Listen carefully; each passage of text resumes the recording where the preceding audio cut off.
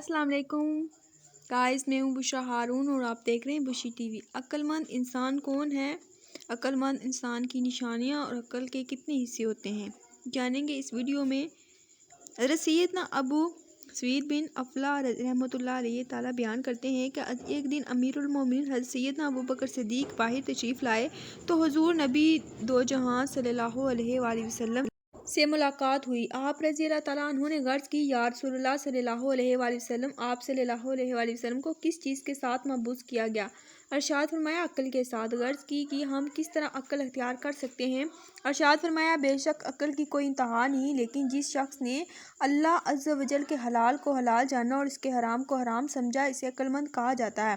اور وہ اس کے بعد مزید رائے خدا میں کوشش کرے تو اسے عابد کہا جاتا ہے، اس کے بعد مزید کوشش کرے تو اسے جواد کہا جاتا ہے۔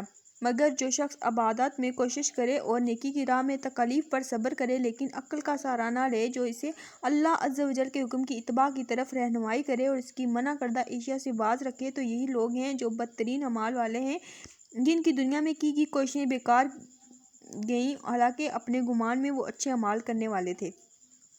عقل کے تین حصے۔ حضرت سیدنا ابو سعید خدری رضی اللہ تعالیٰ بیان کرتے ہیں کہ میں نے سرکار مدینہ صلی اللہ علیہ وآلہ وسلم کو ارشاد فرماتے ہوئے سنا، اللہ عز و جل نے عقل کو تین حصوں میں تقسیم فرمایا، جس شخص میں وہ تینوں حصے ہوں وہ کامل عقل والا ہے، اور جس شخص میں کوئی حصہ نہ ہو، اس میں کچھ عقل نہیں۔ وہ تین حصے یہ ہیں: اللہ عز و جل کی حسن معرفت، اللہ عز و جل کی حسن اطاعت، اور اللہ عز و جل کے احکام پر حسن صبر۔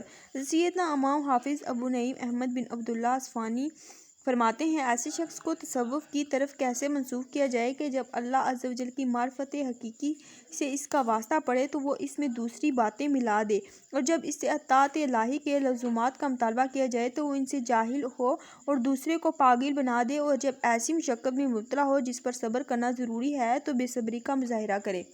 تو گائز، کیسی لگی آج کی میری ویڈیو؟ آئی ہوپ آپ کو پسند آئی ہوگی۔ اگر آپ کو میری ویڈیو اچھی لگی تو میرے چینل بشی ٹی وی کو ضرور سبسکرائب کریں اور بیل آئیکن کو بھی ضرور پریس کریں تاکہ میری ہر آنے والی نئی ویڈیو آپ سب سے پہلے دیکھ سکیں۔ تھینک یو، اللہ حافظ۔